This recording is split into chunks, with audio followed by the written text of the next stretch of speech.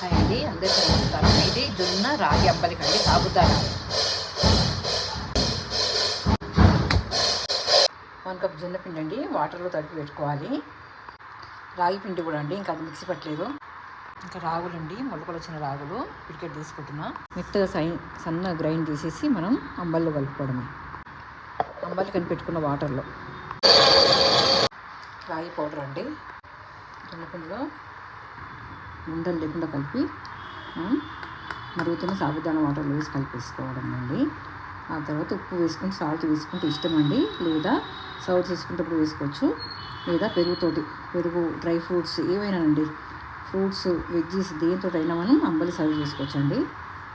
నేనైతే అన్నిటితో సర్వ్ చేసుకుంటున్నాండి. మనం వెజ్జీస్, కీరా, క్యారెట్ సన్నగా తిరిగి కూడా మనం అంబలి సర్వ్ చేసుకోవచ్చు అండి. అలా వేసుకోవచ్చు, ఏవైనా అండి. ఇలా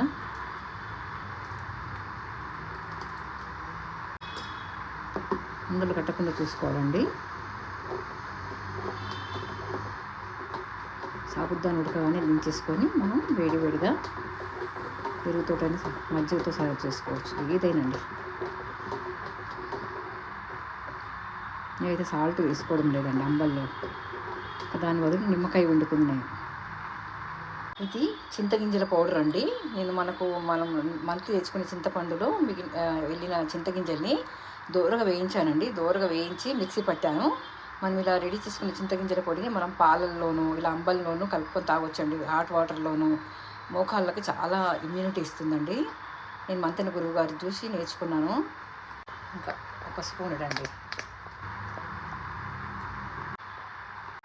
మనం ఇలా రెడీ చేసుకుని అంబలండి, ఇంటిల్లి పాదికి సరిపోతుందండి ఇది మనకు.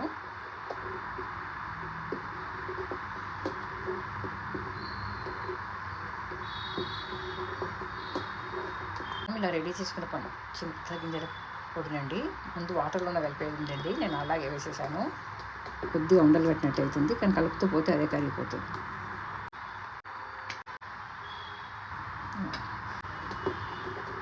కొద్దిగా ఉడికే వరకు మంట పెద్ద పెట్టి ఆ తర్వాత చిన్నగా సిమ్ మీద ఉడికించుకోవాలండి.